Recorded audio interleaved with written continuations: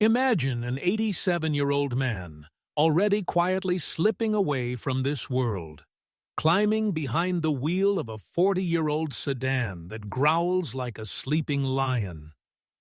He doesn't choose something loud, something new, something that screams, "Look at Mopo." He chooses the same car, the exact same model, 5 times over, parked in 5 different corners of the planet.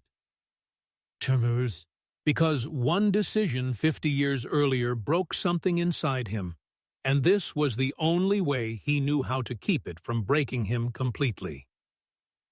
He came into the world in the teeth of the Great Depression, July 1935, in a small Canadian town where the river froze solid every winter. His father sold gas, electricity, and bus tickets, steady work that kept food on the table when half the country had none. His mother taught numbers like they were prayers. Life was orderly, quiet, and small, until it wasn't. At 14, death came for him all at once. Polio, rheumatic fever, scarlet fever, hepatitis, spinal meningitis. They hit like a hurricane. Doctors lost him for a few seconds. When he came back, one leg was shorter, needles became nightmares, and something fierce woke up inside the boy who had almost been erased. He decided hospitals would never own him again. Stories would. He mimicked teachers until the classroom shook with laughter and fear. He turned school plays into full-blown operas while still wearing braces on his legs.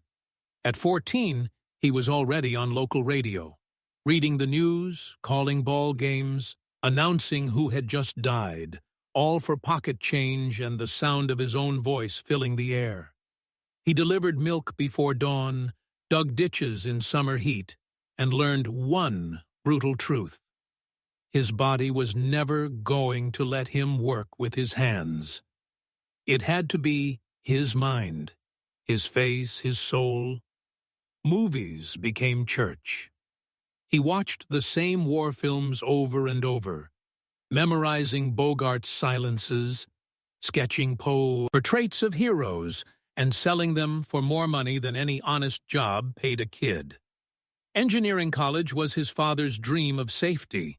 One dare audition changed the orbit of his life. He graduated with 2 degrees and walked away from every secure offer.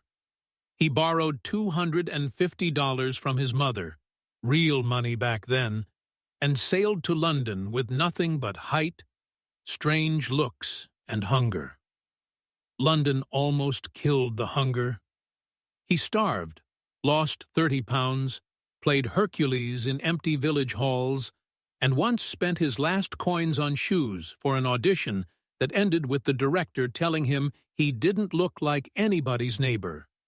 He kept going, bit parts, forgotten horrors, a Cold War thriller beside Sidney Poitier, then one improvised line in The Dirty Dozen that made a crew lose their minds laughing.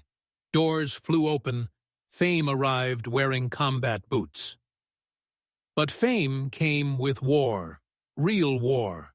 He fell in love with a firebrand activist, fathered twins, marched against Vietnam, toured bases telling soldiers it was okay to say no. The FBI opened a file. Death threats followed him home. His marriage cracked, then shattered.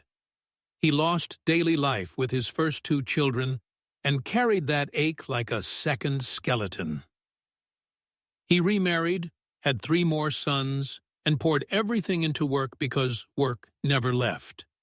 He shaved his head, gained weight, learned Russian, studied fire patterns, shadowed heart surgeons, read KGB files, faced down explosions that singed his face. Anything the part demanded. He turned himself inside out on screen so many times that off-screen he sometimes forgot where the mask ended. And through every decade, one regret never stopped whispering. A red Ferrari he once loved and gave away the day he realized a 2-seat dream didn't leave room for his little boy's car seat. Years later, when arthritis locked his joints, when shoulders shattered from too many filmed deaths, when cancer and ruined lungs meant oxygen tanks shadowed his every step, he did something quiet and stubborn.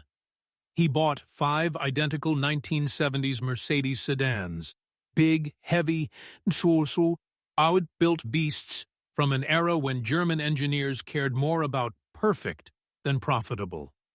One in Los Angeles, one in Paris, one in Toronto, 2 more waiting wherever the work took him. He wanted to know that no matter how far he'd traveled, no matter how little time was left, he could slide into something familiar, turn the key, and hear the same low rumble he'd loved since the world was younger. Something that never asked him to be flashy. Something that simply said, "I'm still here, so are you." If this story about a man who refused to surrender, even when his body was quitting, even when the world had taken almost everything, moves you even a little, please share it with someone who needs to hear that it's okay to keep going. In his final years, he dragged an oxygen tank across a Texas film set to play a hanging judge at 88. He finished the job. 7 months later, he was gone. He never won the big competitive prize Hollywood hands out. He didn't need it. Nearly 200 films, 60 years of turning pain into truth, regret into fuel, and love. For the work, for the fight, for the people he mentored, into something that will outlive all of us. He wasn't the guy next door. He was the guy who kept 5 old lions sleeping in garages around the world, just so he could feel one more time like the road was still his. If his kind of beautiful, stubborn defiance speaks to you, hit like, subscribe, and share this story. Some fires don't go out quietly. Some stories deserve to keep rumbling long after the engine has stopped.